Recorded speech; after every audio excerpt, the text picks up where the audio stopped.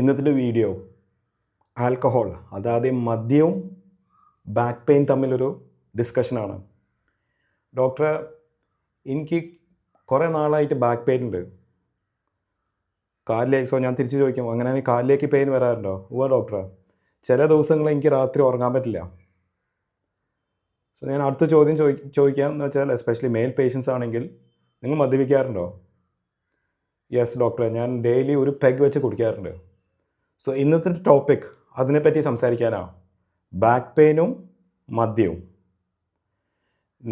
Back pain വരാൻ as usual പല causes ഉണ്ട്. പക്ഷേ ഏറ്റവും കോമൺ കാരണം ഡിസ്ക് തെറ്റുമയാണ്. ഡിസ്ക് എന്താ? നമ്മളുടെ എല്ലിൻ്റെ ഇടയിൽ നമ്മളുടെ ഷോക്ക് അബ്സോർബർ, വണ്ടിയുടെ സ്പ്രിങ് പോലെ, ഷോക്ക് അബ്സോർബർ പോലെ നമുക്ക് എല്ലിൻ്റെ ഇടയിൽ ഒരു സ്പ്രിങ് ഉണ്ട്. ഇതാണ് ഡിസ്ക്. ഇതൊരു സ്പോഞ്ച് പോലെയാണ്, നല്ല സോഫ്റ്റ് മെറ്റീരിയലാണ്.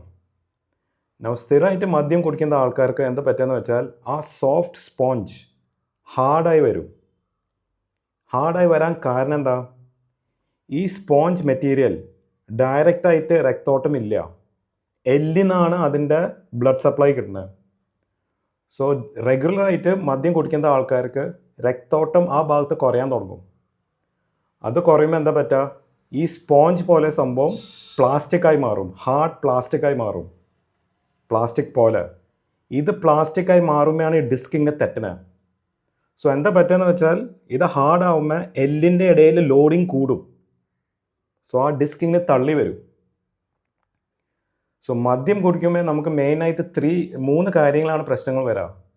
1, അതിന് രക്തോട്ടം കുറയും.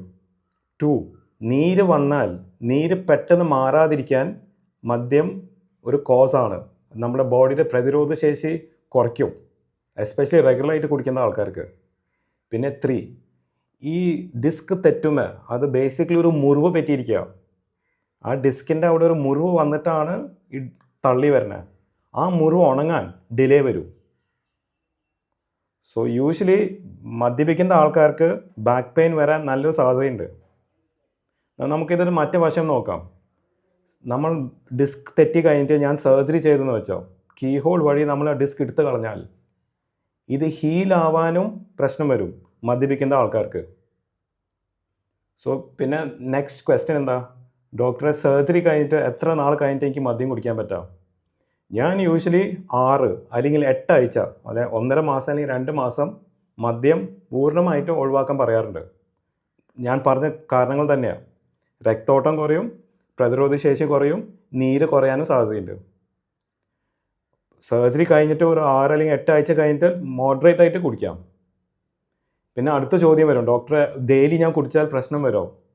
ഞാൻ യൂഷ്വലി അത് റെക്കമെൻഡ് ചെയ്യില്ല.